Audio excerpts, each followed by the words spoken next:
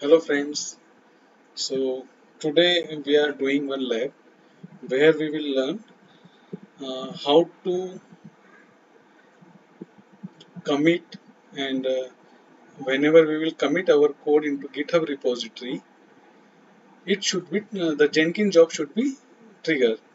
So we will check the connectivity in between developer to GitHub and GitHub to Jenkins. And as and when the developer will complete their own work, he will check in their code to the GitHub repository. GitHub repository will whenever it will get like check it will check whenever there is a new code changes are there. It will inform to Jenkins server, and Jenkins server will start the trigger a job and build their code. So with the help of this, within a second we will get to know that like whatever the code is developed by developer, is it correct or not? Is there any issue in the code? If there is any issue, the Jenkins will send the notification, and we can stop that process. And either we can ask developer to revert their code, whatever the code they have checked in. So this is how it will work. So let's start with our new lab. In our new lab, I'm using the AWS EC2 instance where I have configured two Linux machine where one of the machine I have configured with the Jenkins server, and second one is for the developer. So here we will check how developer will work, and he will whenever he will check in the code, it should get reflect into a repository.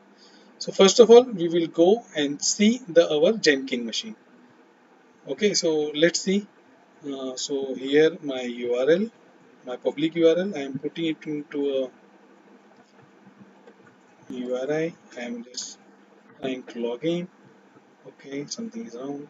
Oh, okay, so HTTP. Let me go back. 800. So this is my Jenkins machine, which is available. Here I already configured two jobs. This is I just configured before this lab to demonstrate you how it is working.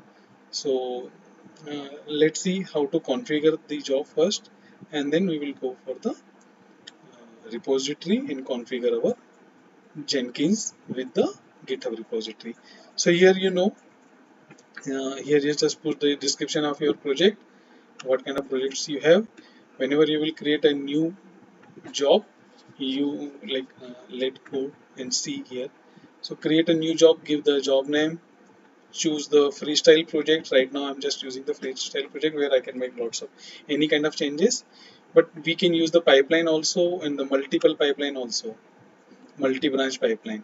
So in the later session I will tell you how the pipeline will work and how multi-branch pipeline will work.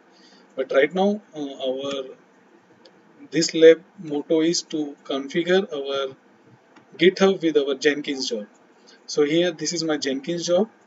So let's see the configuration. So first of all, I will give my GitHub path. You can see this is my GitHub repository path. So how I will get this? So here I will just copy and paste it here. Right now this is my public repository, so I am not putting any credential here. But if it is your private repository, then you have to use the credential. My if my I have a branch, then I have to put my branch name. Otherwise I have to make it as a blank. So here you can see the my branch name. My branch name is main branch. So I have put my branch name here. If you don't know the branch name, then you can just make it as a blank. Okay, so now your source is configured. Now whenever the source is commit or whatever the action is performed in your code, that build trigger should be start. So right now I have used the very basic HTML page. So there are 5 type of triggers are available in a Jenkins. So let's see one by one. So this trigger will work remotely when you are running via script. For example, if you have any script and you have checked in that script into your GitHub repository. So whatever the steps are written in that script, it will that trigger will execute with the help of this script. Okay. Build after other projects are built. So you have a multiple projects where the dependencies are there. So we will use these. We will choose these options. So that build will process in a consistent manner where the dependent, or we can say the main project will build first, and all the other dependent project will build after that. Now it's a build periodically. Okay, you can go here and you can click on this question mark. You will get all these detail whatever I'm saying. So for your understanding, you can get all the you can read all these details, and you will get a better understanding of the these options. Build periodically. So build periodically, if you want to build in every 5 second, every 10 second, every day, every minute, then you have to go and use these options. Okay, so in build periodically, you will just put like you will mention like when it should get trigger. Okay, so this is how it will work. Now poll SCM. So here again, you will choose like what are the options are available. Whenever you will check in the code, and after that what when it should get triggered. So on the poll basis, that SCM will work. So configure Jenkins to the poll changes in SCM. This is going to be expensive creation for, as every polling requires Jenkins to scan the entire workspace and verify it with the server. So considering like set up a push trigger, so just like this. So mostly like we are configuring that GitHub. If GitHub is there, so we will choose the GitHub. Okay, like periodically how it will work. So as I said, like you have to choose minute, hour. So each star have their own meaning. Okay, so you have to push 5 star. It means continuously it should build. But if you replace this star with h divided by 15, so in every hour 4 times it should execute, build the process. Whatever the build like code you checked in or not, but it will go to that GitHub path and pull the code and start building. So here I am choosing the GitHub hook trigger. GitHub hook trigger, it means I have to create a one webhook, which webhook told my Jenkins like something is got changes and some new changes are coming to a repository. Let's start build. So this is how this works. So I'm choosing this option and I'm just applying it. There is no other changes I have done. I am just simply taking a one HTML page example for this is because this is our first laboratory. So I'm just trying to give you a very basic knowledge of how this Jenkins job work. So let's apply and save. So now your your setup is done. Now your configuration is done at your end. Now let's go to the repository.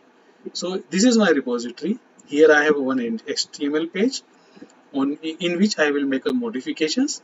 But how my Jenkins will know like whatever modification I have done, how that Jenkins will understand. So you will tell like, okay, I already given that path. Yeah, I have already set up a GitHub part into your Jenkins. So by which it will understand like where my code repositories belongs to, but it will not look into the events which happen in your repository. So what we'll do to to give a notification to the Jenkins like there are some events is occur in my repository. Let's perform the action.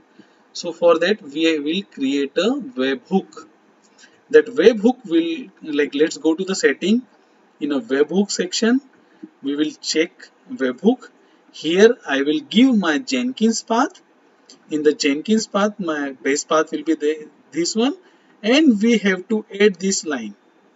With the help of this line, my Jenkins will understand. Okay, something, some notification is coming from this GitHub repository. Okay, so let's perform the actions. So this webhook is required payload URL. Payload URL means it's required this one, this path from your Jenkins. This line you have to add. Okay, and you have to choose with what kind of content is there. So here you can see two type of content is there. One is the JSON one, and second one is the URL encoded. Okay, I am choosing the JSON because I am using the very simple HTML page. Third one is required the secret. How you will get the secret? So for secret, you have to go to the Jenkins, go to your own profile. In your own profile configuration, here you can see the API token, right? This API token, you just click on this add new token. You will get one token here and copy that token and paste to this location. This is I already done, that's why I'm not doing this same again. Once all this is done, don't make any changes. We will just the push event. Whenever the push event is occur, my Jenkins should trigger. So I'm updating this webhook. My webhook updated now. Now this is my dashboard. I am going here. This is my job. This job is also configured with the same, but the URL got changed. That's why it's giving a unstable exception. Okay. So now let me create a build. But before creating a build, let's go to the user machine. So we have a user machine also. Let's connect with the developer. So this is my developer machine, and this is my developer machine address. I am going to launch a putty. With the help of putty, I will log into the user machine. So I am putting this path, giving a credential. Okay, let me make some changes in my ID. So here I will give up. I'm asking for the authentication. This is authentication. I'm giving my private key, private putty key, which is already created. Maybe you know in my previous video I already shared all these details. So now I'm connecting with the user machine, user developer machine. When I logged in, go to the root path. Okay, so you can see the test app. This test app is belongs to my GitHub repository. Okay, it means I already have that repository on my user machine. Okay, so let's go to the test tab directory. You can see index.html file is there. I am I am taking the latest code from the repository.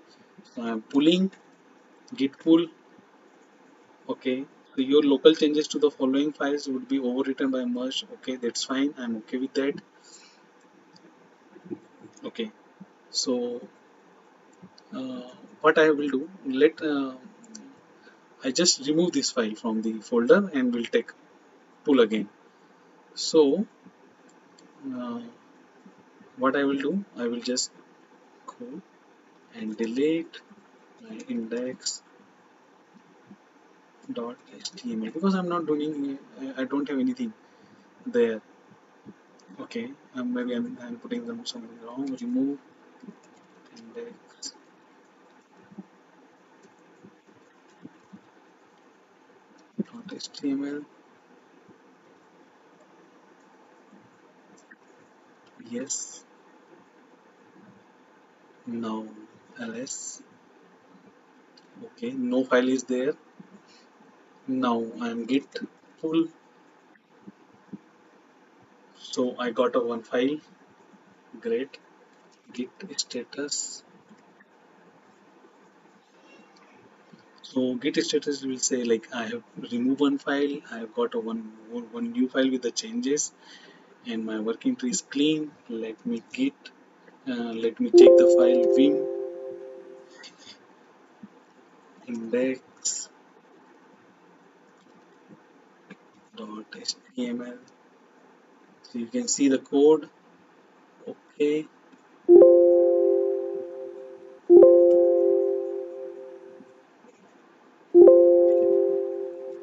test lab 1.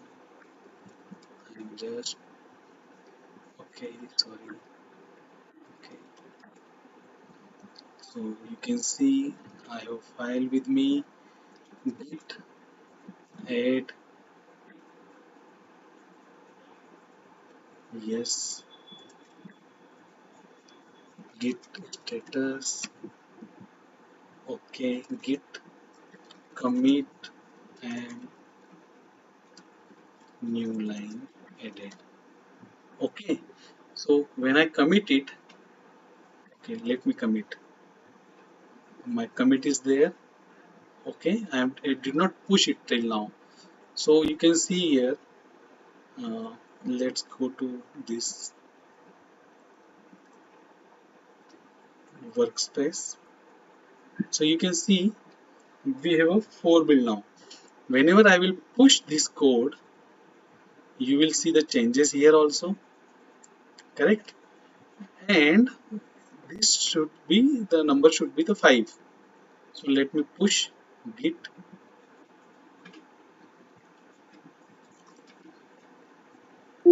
git push.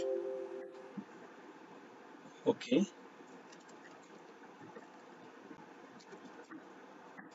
okay, okay. My push is there.